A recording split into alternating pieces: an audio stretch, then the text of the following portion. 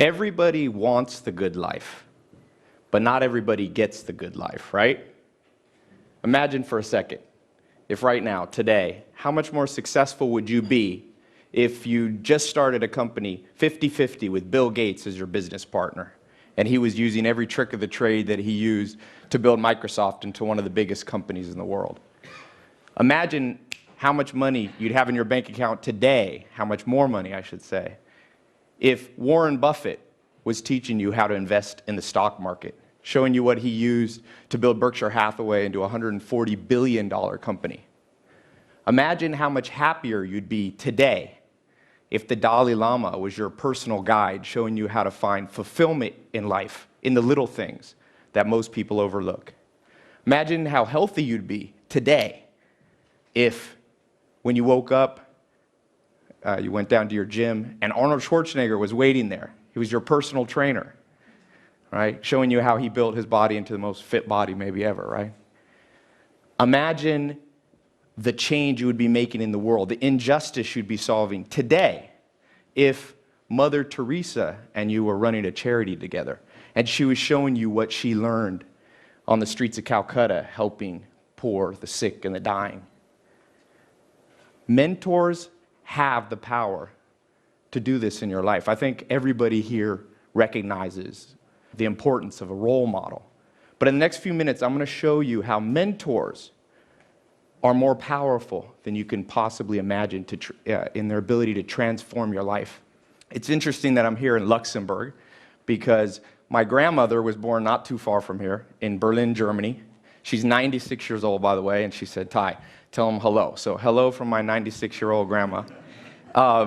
She said there was a role model, a mentor that I had when I was a little girl. She was born in 1918 in Berlin, and she said, we had a renter in our house, Edith Knox, who was a famous piano player from California in the 1920s. And she said, "Ty, this woman made such an impression on me." She rented a room for a summer, and she said, Edith Knox wore pants. My grandma said, I'd never seen a woman wear pants. Apparently in Germany in the 20s, no women wore pants. And not just regular pants, she had an orange jumpsuit on. And then she'd play the piano, and Edith Knox every hour would stand on her head for exercise. And my grandma was like 7, and she said, "Ty, I thought, if that's how women are in California, one day I'm going to move to California." And sure enough, she ended up in California. That's the story, part of the story of how my family ended up in California. And I'm from California. I flew here. Took 20 hours to get here. I'm from Hollywood specifically. So Hollywood, the land of dreams. Or for most people, it's the land of broken dreams. Every year, 100,000 people move in and out of Hollywood. Some come to be movie stars, actors, singers, writers, comedians. Most go home empty-handed. And so I live up in the hills, and I'm surrounded by all these celebrities. I have one on my left, one on my right, and I often think, why did these celebrities make it? What did they do differently that allowed them to make it? Because in Hollywood, everybody wants something, but not everybody gets what they want. So I want to talk a little bit about that today. Because life is short. I think we all realize the sands of time quickly can slip by in your life. And you don't want to be old when you finally get the good life, or too old, right? It's like the Dutch saying, we're too soon old, too late smart. Steve Jobs said, I didn't want to be the richest man in the graveyard. And I realized this. I remember back, I was younger, and Alan Nation, one of my mentors, he had told me, he said, Ty, he said, what did you want to be when you were 16? That's the truest version of yourself. What did you want to be when you were 16? And I remember at 16, I wanted to find the good life. You know, Aristotle talks about eudaimonia, his definition of the good life. Health, wealth, happiness, love, all those things. And I remember going, it's too hard. How am I ever going to figure this out? There's so many hard questions. I'm 16. I got to figure out what college I'm going to go to, what religion I'm going to follow, who I'm going to marry, what politics, where to live, what career and path to pursue. And I had this idea. I was like, I know the perfect idea. What I'll do is I'll find one person. I thought this was so genius. It turned out to not be so smart. But I'd find one person who had all the answers. So I wrote a letter. The smartest person I could think of was my grandfather. So I wrote this letter, and I was like, will you tell me how to design my life? TED is about T-E-D. The D is about design, the designed life. So I said, will you help me design my life? And I was so excited. 4 days later, I got this letter back from my grandpa. I read it, and it said, sorry, Ty, I can't help you. The modern world's too complicated. You will never find all the answers from just one person. If you're lucky, a handful of people along the way will point the way. And I was like, right, so much for my shortcut. But 7 days later, a package came. It was books. My grandfather had a 20,000 book library, and he had sent me some old dusty ones, 1,000-page volume, 11 books. The Story of Civilization by Will and Ariel Durant. And I was like, 1,000 pages? This is too much, right? But I see now he was giving me a hint. I didn't understand it, that there's this myth that you have to go inward to find truth. But the truth he was saying is you have to go outward. If you can download the consciousness, the mindset of people who have gone before you, the smartest, the wisest, the most intelligent, the most experienced people, then you will get what you want. And so I went on and I started writing down note cards, and I call them mental shortcuts, and I was reading these books, and then I started traveling. I went to 51 countries. I would read a book and I'd say, let me go visit this person in person. So I went to New Zealand, Australia, South America, Argentina, Ireland, all over the world. And I was focused on those 4 things: health, wealth, love, and happiness. I decided to focus on health and happiness. I lived for 2 years with Joel Salatin on his famous sustainable agriculture, or his organic farm. And then I spent 2.5 years with the Amish, no electricity, trying to see what was life when we lived in community. And made one mistake. I forgot about money.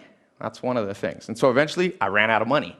And so I had to do the thing nobody wants to do. I had to call my mom and be like, Mom, I know I'm an adult, but I don't have any money. Do you mind if I come stay at home till I get back on my feet? She said, sure. She had a mobile home in Clayton, North Carolina. I went, and she said, sorry, Ty, I don't have a room for you, but you can sleep on this couch. And so I remember laying there at night and like, did I mess up? Did I miss out on the good life? Here I am. I have no college degree. My skills, I could milk a cow at the Amish. That wasn't a very marketable skill. I had like $47 in my bank account. And I didn't have a car. I actually had a car, but it had holes in the floor. Somehow it rusted through, and if you accidentally would put your foot down, it would like chop your foot off. So I didn't want to drive it anywhere. I didn't want to pick anybody up in that car. So I remembered back to what my grandpa said, though. He said, look outward. So I started asking around, will somebody help me? And my uncle said, you know what, Ty, you need somebody who's going to show you how to make money. So I was like, great idea. I'm going to go find somebody. But I didn't have any gas money. So I was stuck there at my mom's house. I had $40. So I walked to the kitchen. That's what I could afford to do. And I found a Yellow Pages, and I opened up this Yellow Pages, and I looked in the finance section. And I found this guy, and I said, I'm going to go visit that guy. So I found a suit. I got a suit out of the closet. It wasn't mine. It was too big. It looked weird on me. God help me. I don't know what I looked like when I showed up at that guy's house. But got somebody to drive me in, and I showed up, and Kathy, his secretary, opened the door, and I walked back, and this guy, Mike Stainback from the phone book, I walked up to him, and I said, Mike, you don't know me. If you show me what you know, because I figure you must know a lot about money if you can afford a full-page ad in the Yellow Pages. If you show me what you know, I'll work for you for free. And I'll never forget, he was sitting in this chair, he had a big mustache. He looked kind of like Tom Selleck. He was sitting there, and he just rolled his chair towards me, and he said, you know what, Ty? I've been looking for someone like you for 20 years. Show up in the morning, I'm going to show you what I know. And sure enough, he did show me. And he began to mentor me on business. And now I'm an entrepreneur, I'm an investor. But I've continued on that path, traveling, finding mentors, reading. I read a book a day. I have a little book club I write. And what I found in my research is that I wasn't the abnormal path. Mentors, your ability to copy, is the biggest predictor of the success that you will have in life. As Picasso said, good artists copy, but great artists steal, right? And I looked around, and it's interesting. Did you know Albert Einstein had a mentor? Every Thursday, he would have lunch with the mentor growing up. Jay-Z, the rapper, he had a mentor. Oprah Winfrey said she had 2 mentors. Gandhi had a mentor. Alexander the Great had Aristotle. Bill Gates had Paul Allen. Warren Buffett had Benjamin Graham. There's something here that most of us are missed out on. So I want to share with you some things that I found, some specifics that you can do with mentors. The first thing, the first rule is I call them the mentor rules. It's the law of 33%. You should divide up your life and spend 33% of your time around people lower than you. You can mentor them, you can help them, and they'll help you back by making you feel good about yourself, right? It's good to know somebody's doing worse than you, right? That's that 30%. Then you have 33% of people that are on your level. These become your friends, your peers. But the last 33% is what most people forget about. Those are people 10, 20 years ahead of you. They'll make you feel a little bit uncomfortable, but that's what you want. And then remember, you don't want to make the mistake most people make with mentors, finding somebody just a little bit better than them. You don't want to be the blind leading the blind. So I call it the 10x rule. Find somebody 10 times further ahead than you. If you want to learn how to grow $1 million company, you have to find somebody who has a $10 million company. Don't be afraid to go to the top. In-person mentors are amazing, and you can get people like Warren Buffett, Bill Gates. You'd be surprised. My friend heard a talk, Frank, he's a director in Hollywood, and he's like, Ty, you're not going to believe this. I heard your talk, and I emailed some people, and Elon Musk, the founder of PayPal, the only man to own 3 companies worth $1 billion, he wrote me back, and I had lunch with him. You'd be surprised. People remember, because people remember their struggle, and they'll reach out and help you too. Remember, everybody wants the good life, but not everybody's willing to follow these rules. You must follow these rules. Next, humility. One of my favorite stories in business, Sam Walton, he becomes the richest man in America. He starts Walmart, this big empire, and he takes a trip to Brazil, to Sao Paulo. And when he's there, in Sao Paulo, his host family, his friends, get a call from the police department. They're like, come bail out Sam Walton. He's in jail. By this time, he's an older guy, billionaire. They rush down. If you've ever seen the inside of a Brazilian jail cell, it's not a good place for a 70 or 60-year-old billionaire, right? And they ask the police, "Are you crazy? Are you arresting him?" They're like, "We didn't know who he was, and we found him crawling around the floors of stores." And they asked Sam Walton, "What are you doing?" And he's like, "Oh, I was just taking a tape measure and measuring how wide the aisles were, because I was trying to figure out if these Brazilians knew something that I didn't know." Already a billionaire. You'd think he'd be cocky. You see, everybody wants the good life, but not everybody's willing to be humble like Sam Walton was. You have to be humble. Next, perseverance. The media has tricked us. They only show us the success at the end, but Bill Gates started at 12. It wasn't until 31 years old that he was a billionaire. He said from age 20 to age 30, I never took a day off, not even one. You must persevere, and in your search for mentors, you must persevere as well. I've been lucky enough to become friends with one of the top real estate investors in the world. I said, "How in the world did you get started?" He said, "Back when I was 19, I decided I wanted to do real estate. And I lived in a little town, but I knew there was one developer that was pretty good. So I went down to that developer's office. I met the secretary. I said, I'd like to meet this developer." She said, "Sorry, he's a busy man. He didn't have time to meet you." I said, "I came back the next day." She turned me away. 17 times. He said on the 17th time, the lady felt bad for him and said, "Listen, here's what you do. Hide behind the plant by the elevator. When he comes out of his office at the end of the day, jump in the elevator and he won't have a choice. The doors will close. And you got 4 floors to convince this guy that you're worth, talking to." I don't know what my friend said, but he said enough that when they got to the bottom of that elevator, that developer said, "Meet me at the airport in the morning. Well, I'll go down in my private jet. You can come down with me to Florida. I'll show you how I invested in hotels down there." Sure enough, my friend learned from this mentor and became one of the wealthiest real estate investors in the world. He persevered because, you see, everybody wants the good life, but not everybody's willing to persevere to get it. You must persevere. Next, books. Books you should see as hidden treasure. Think about it. If I told you, because I've said, mentors are great in person, but some of the great mentors are no longer alive. Shakespeare, Darwin, Freud, Mahatma Gandhi. But if I told you all those people were in my house, they're going to be there this Saturday answering questions, magically I can make that happen. Would you show up at my house? Of course everybody would buy a plane ticket and end up in California.